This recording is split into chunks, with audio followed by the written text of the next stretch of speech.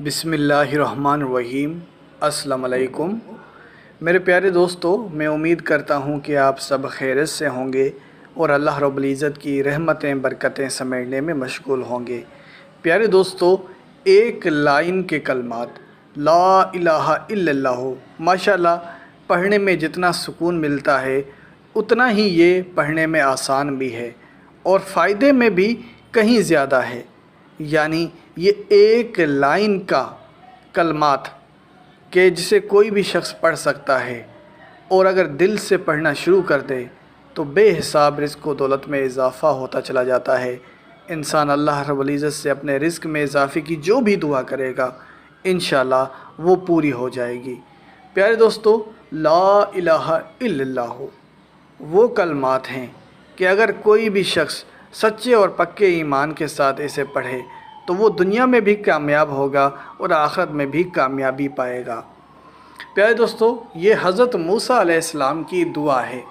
حضرت موسیٰ علیہ السلام نے اللہ رب العزت سے درخواست کی، یا اللہ کوئی ایسے کلمات سے مجھے نواز کہ جب بھی تمہاری مدد کی مجھے ضرورت پڑے میں وہ کلمات پڑھوں، وہ دعا کروں تو تمہاری مدد مجھے حاصل ہو جائے۔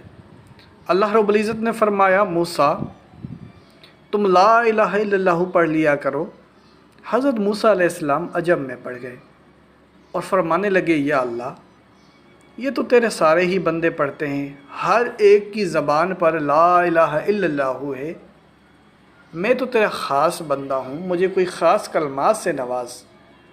لا الہ الا اللہ میں ایسی کیا خاص بات ہے کہ میں پڑھوں گا تو مجھے مدد حاصل ہوگی؟ تو اللہ رب العزت کی طرف سے بھی جواب سن لیں۔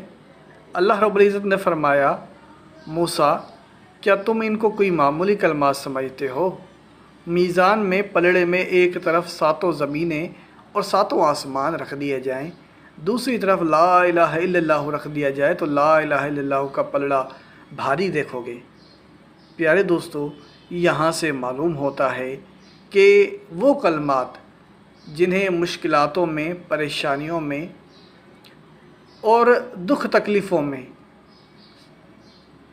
حضرت موسیٰ علیہ السلام نے پڑھا تو پھر ہمارے لیے اس میں کیوں فائدہ نہیں ہوگا؟ یعنی ایسے کلمات جن کو مصیبتوں میں، پریشانیوں میں نبیوں نے پڑھا ہو تو ہمارے لیے فائدہ کیسے نہیں ثابت ہوں گے؟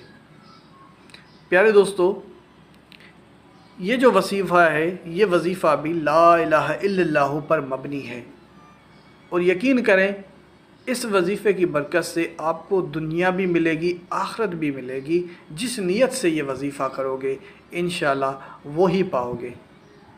لا الہ الا اللہ کی اور بھی بڑی فضیلتیں ہیں کہ جس کی زندگی لا الہ الا اللہ پر گزری اور لا الہ الا اللہ پر موت آئی وہ بغیر حساب جنت میں جائے گا، اس کا کوئی حساب نہیں ہے۔ پیارے دوستو، اب چلتے ہیں آج کے اس وظیفے کی جانب کہ یہ وظیفہ آپ نے کیسے کرنا ہوگا۔ تو سب سے پہلی چیز یہ کہ یہ وظیفہ آپ رات سونے سے پہلے کریں گے اور باوضو حالت میں کریں گے۔ اگر آپ عشاء کی نماز کے فوراً بعد سوتے ہیں تو آپ کو وضو دہرانے کی ضرورت نہیں ہے، کیونکہ نماز کے فوراً بعد اگر کریں گے تو آپ کا وضو برقرار ہوگا، تو آپ نے اسی ٹائم وظیفہ شروع کر دینا ہے۔ لیکن اگر آپ دیر سے سوتے ہیں تو آپ کو دوبارہ وضو کر کے اور یہ وظیفہ شروع کر دینا چاہیے۔ تو رات سونے سے پہلے آپ کیا کریں گے کہ لا الہ الا اللہ کا کچھ اس طریقے سے ورد کرنا ہے کہ 50 مرتبہ آپ نے لا الہ الا اللہ دہرانا ہے، یعنی 50 مرتبہ آپ نے لا الہ الا اللہ پڑھنا ہے۔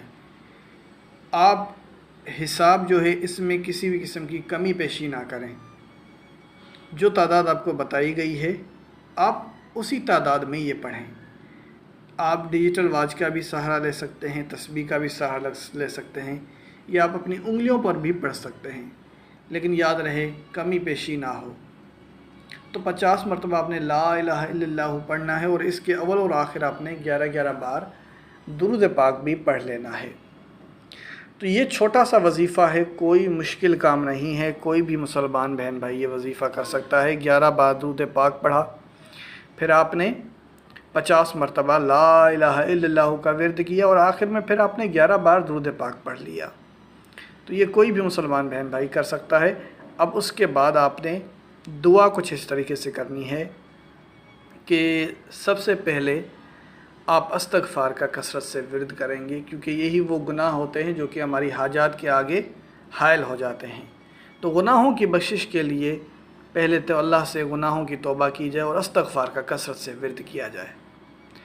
استغفار کا کثرت سے ورد کرنے کے بعد آپ ایک بار درود پاک پڑھیں۔ ایک بار درود پاک پڑھ لینے کے بعد دعا کے لیے ہاتھ اٹھائیں۔ انشاءاللہ اللہ رب العزت سے جو چیز بھی مانگو گے وہ مل جائے گی۔ خصوصاً یہ وظیفہ آپ رزق میں اضافے کے لیے بھی کر سکتے ہیں، یا کوئی مالی مشکلات ہے اس کے حل کے لیے بھی کر سکتے ہیں، یا آپ کے اوپر بے حساب قرضہ ہے، قرضے سے نجات کے لیے بھی کر سکتے ہیں۔ کسی جائز حاجت کے لیے بھی یہ وظیفہ کیا جا سکتا ہے۔ پیارے دوستو، لا الہ الا اللہ کی فضیلت کوئی عام فضیلت نہیں ہے۔ آپ سمجھ رہے ہوں گے کہ یہ بھی عام وظیفوں کی طرح ایک وظیفہ ہے، تو ایسا بالکل بھی نہیں ہے۔ اللہ نے ہر ایک نام میں، ہر ایک آیت میں، ہر ایک حرف میں اور ہر ایک صورت میں اپنی اپنی فضیلت اور برکات رکھی ہیں۔ پیارے دوستو، دنیاوی فوائد بھی ہیں اس کے اور آخرت کے بھی فوائد ہیں۔ لا الہ الا اللہ کو اپنی زندگی کا معمول بنا لیں۔ اسی کے ساتھ اجازت چاہوں گا، اپنا بہت سارا خیال رکھیں۔ اللہ حافظ۔